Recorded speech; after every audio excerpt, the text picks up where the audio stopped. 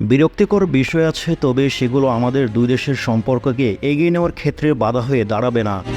দুই দেশের ভৌগোলিক অবস্থান ও ইতিহাসের মতো উন্নতি ও সমৃদ্ধ পারস্পরিক সম্পর্কযুক্ত বলে মন্তব্য করেন ঢাকায় ভারতীয় হাইকমিশনার প্রণয় ভার্মা। এ সময় বাংলাদেশের রাজনীতিতে পালাবদল হওয়ার পর ভারতের সঙ্গে সম্পর্ক এগিয়ে যাবে বলে আশা প্রকাশ করেন ঢাকায় ভারতীয় হাইকমিশনার প্রণয় ভার্মা। গতকাল রবিবার ঢাকায় বে অফ বেঙ্গল কনভারসেশন সম্মেলনে তিনি বক্তৃতা দেন। রাজনৈতিক পালাবদলকে ইঙ্গিত করে ভারতীয় হাইকমিশনার বলেন, বাংলাদেশে উত্তাল পরিবর্তনের সত্ত্বেও আমাদের অর্থনৈতিক ও বাণিজ্যিক যোগাযোগ, পরিবহন ও জ্বালানি সংযোগ এবং মানুষে মানুষে সম্পৃক্ততা ইতিবাচক মাত্রায় পৌঁছেছে। এ থেকে স্পষ্ট আমাদের সম্পর্ক সত্যি বহুমুখী ও একটি একক ইস্যু বা এজেন্ডার এ সম্পর্কের মাত্রা নিম্নমুখী হবে না। এ সময় প্রণয় ভার্মা আরও বলেন, বিরক্তিকর কিছু বিষয় আছে, তবে সেগুলো আমাদের দুই দেশের সম্পর্ককে এগিয়ে নেওয়ার ক্ষেত্রে বাধা হয়ে দাঁড়াবে না। দুই দেশের ভৌগোলিক অবস্থান ও ইতিহাসের মতো উন্নতি ও সমৃদ্ধি পারস্পরিক সম্পর্কযুক্ত। এ সময় হাইকমিশনার বলেন, রাজনৈতিক হাওয়ার পরিবর্তনের পরে এ সম্পর্কের শিকড় আমাদের পারস্পরিক নির্ভরতা ও পারস্পরিক সুবিধার বাস্তবতায় বারবার নিজেকে পুনরুত্থান করতে থাকবে। একই সঙ্গে আগামী দিনগুলোতে বাংলাদেশ ভারত এগিয়ে নিতে পরস্পরের উদ্যোগ ও প্রত্যাশাকে গুরুত্ব দেওয়ার উপর জোর দিয়েছেন ভারতীয় হাইকমিশনার। তিনি বলেন, আমাদের সম্পর্কের মধ্যে অনেক রূপান্তর ঘটে, এটি আমাদের অঞ্চলের জন্য সম্ভাবনার দ্বার খুলে দেয়।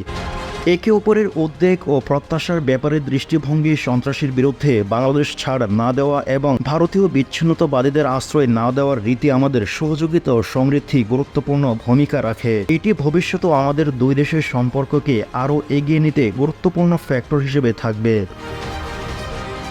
ভারতীয় হাইকমিশনার আরও বলেন, বাংলাদেশের সঙ্গে আমাদের সম্পর্কের শক্তি আমাদের বিশ্বাসের মধ্যেই রয়েছে। আমরা বিশ্বাস করি আমাদের শান্তি, নিরাপত্তা, অগ্রগতি ও সমৃদ্ধি পারস্পরিক সম্পর্কযুক্ত। এই কারণে আমরা বহুমুখী সহযোগিতার মাধ্যমে অভিন্ন সমৃদ্ধির প্রয়াস চালাই।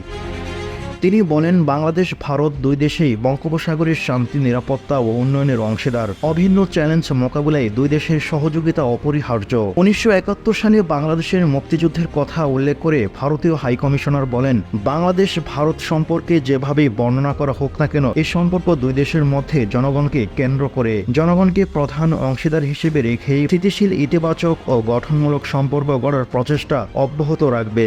টিম টিআরসি হৃদয়ে ধারণ করে বাংলাদেশ, দ্য রিয়েল কনসালটেশন, স্বচ্ছ ভ্যাট আইনে দক্ষ ন্যায্য ভ্যাট প্রদানে। আমরা একটি গণতান্ত্রিক, অস্থিতিশীল, শান্তিপূর্ণ ও প্রগতিশীল বাংলাদেশকে সমর্থন জানাবো। হাইকমিশনার বলেন, বর্তমানে বাংলাদেশে ভারতের ভিসা কার্যক্রম সীমিত পরিসরে চলছে।